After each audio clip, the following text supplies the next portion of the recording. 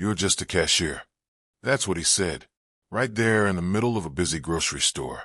He didn't whisper it. He said it with his full chest, loud enough for the people in aisle 5 to hear. But what he didn't know was that the woman behind that cash register had a secret, one she kept folded between textbooks, hidden behind tired eyes and night shifts. And when she finally opened her mouth, she didn't just reply. She flipped his entire world upside down.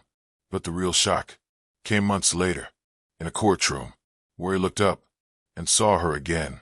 If you believe respect should never depend on job titles, go on and smash that like button. Subscribe to Trace Light Stories for weekly narratives that will leave you thinking. And stick around until the end, because this one, it ends in a way you won't see coming. Now, let's get back to our story. Tuesday afternoon. The sun was high. The aisles were buzzing, and Tasha was in hour 5 of her shift at Marlon's Grocery. 22 years old. No days off. One apron, one dream. To most people, she was the girl who scanned their groceries. But to herself, she was a future lawyer.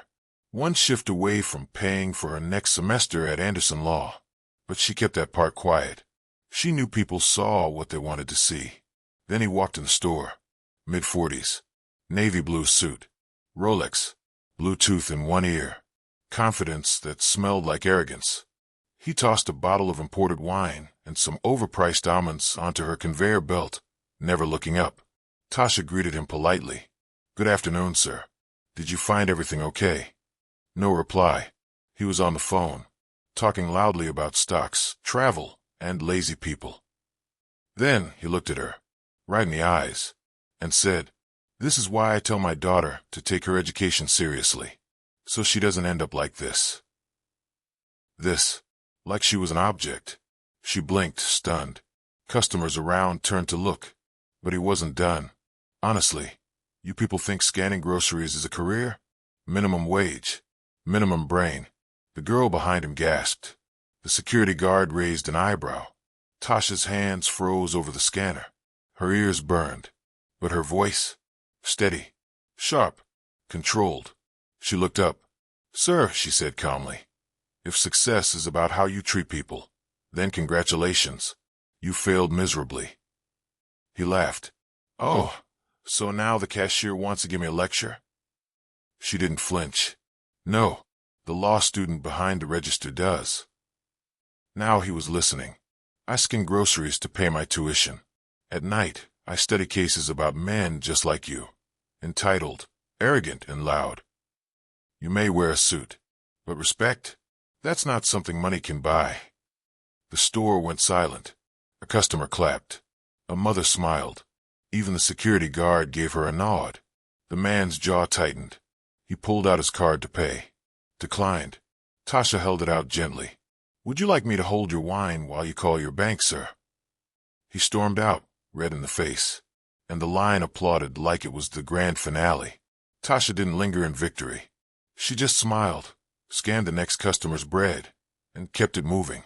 What no one knew was that every night after work, she went straight to law school.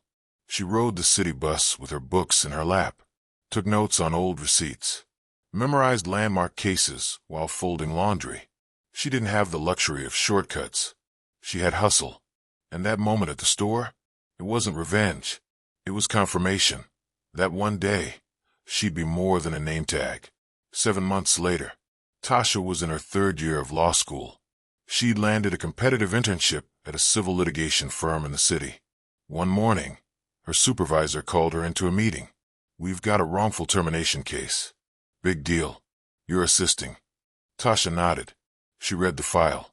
A pregnant woman, fired with no explanation after telling her boss about her condition.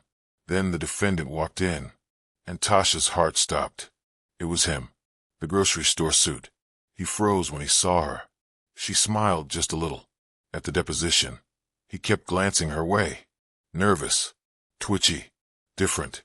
He whispered to his attorney, "What is she doing here?" Tasha's boss replied without looking up, "She's leading our prep. Better get used to her face." For the first time in his life, he was on the other side of the counter, and the woman he once called just a cashier was now preparing to dismantle his defense. When the court date came, Tasha stood tall. No apron, no name tag, just a tailored suit, a leather binder, and sharp eyes.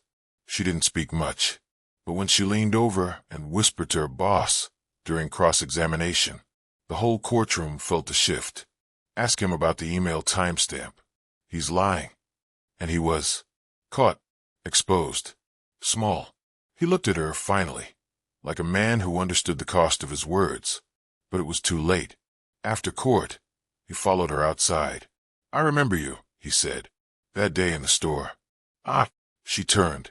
You said I was just a cashier, she said softly. But now you see me. He nodded. You were impressive in there. She leaned in. Good, because this isn't the last courtroom I'll be standing in, and next time, I might be the one leading the case. Then she turned and walked away. Never judge a person by their job title, because the barista might own a firm one day, the janitor could be a retired war hero, and the cashier scanning your groceries, she might be the future voice of justice. The courtroom was packed. Journalists, law students, a few CEOs in the back row. The case had become a quiet storm. Wrongful termination of a pregnant employee by a major consulting firm. Tasha sat at the front beside her mentor, Ms. Rowland. No longer the intern hiding behind a binder. She was calm, ready, eyes sharp. The opposing attorney, still rattled because his client, Mr. Harold Grant, couldn't keep his story straight. Mr. Grant had claimed he didn't know his employee was pregnant when he fired her, but emails told a different story. Text messages hinted at complaints about her mood swings and doctor's visits. Worse, a voicemail surfaced where he said, "You can't be focused here if you're going to be someone's mother." The judge leaned back, eyebrow raised. That's when Tasha whispered something to Ms. Rowland. Ms. Rowland stood up. Your Honor, we'd like to introduce a timeline analysis of the defendant's surveillance policy. Boom. A new twist. Tasha's timeline revealed something devastating. The security footage Mr. Grant said didn't exist, did, and it had been conveniently deleted 36 hours after the firing, which violated federal data retention laws. Suddenly, this wasn't just wrongful termination. It was evidence tampering. The judge called for a 20-minute recess, but the courtroom was already buzzing. And Mr. Grant, he looked like a man trapped between panic and pride. During the break, he cornered Tasha outside the courtroom. Look, I said some things. At the store. I was out of line. Tasha didn't blink. You didn't just say them. You meant them. I was having a bad day. So was I. But I didn't humiliate a stranger. He sighed. What do you want from me? She paused. I want you to understand that every time you look down on someone, you're stepping on your own humanity.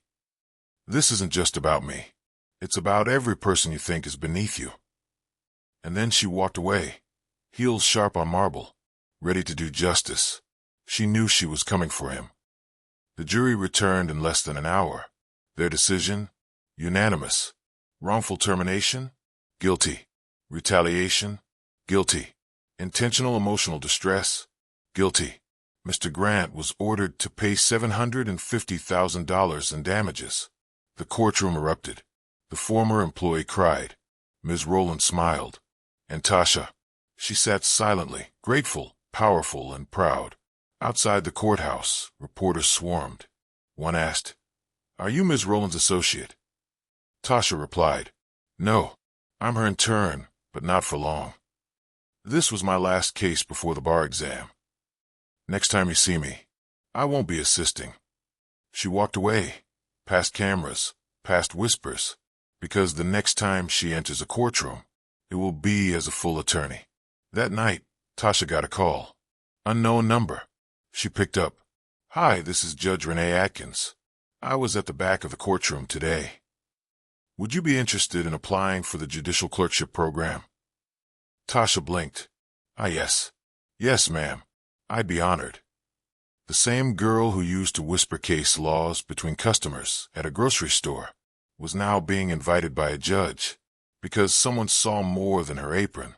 So next time you walk past someone in uniform, remember, they might be working 2 jobs, fighting a silent battle, or preparing to change the world from a courtroom. Tasha was never just a cashier. She was a force waiting to be seen. And now, the world finally sees her. If this story moved you, drop a comment. Tell us where you're watching from.